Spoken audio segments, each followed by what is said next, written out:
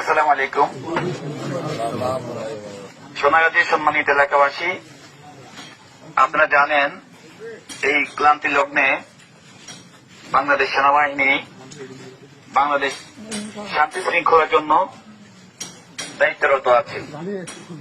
এর ধারাবাহিকতায় আপনাদের এলাকা বা আপনাদের প্রতিবেশী কেউ যদি কোন প্রকার লুটতরাজ, ভাঙচুর, অগ্নিসংযোগ এবং বিভিন্ন প্রকারের হুমকি দামকি যদি দিয়ে থাকে এবং আপনাদের পাশে যারা সংখ্যালঘু আছে তাদেরকে কোনো প্রকার উচ্ছেদ বা হুমকি এবং তাদের ঘর বা বিভিন্ন জিনিস উচ্ছেদ করার কোনো পরিকল্পনা করে, দয়া করে আপনারা আমাদেরকে অবগত করবেন।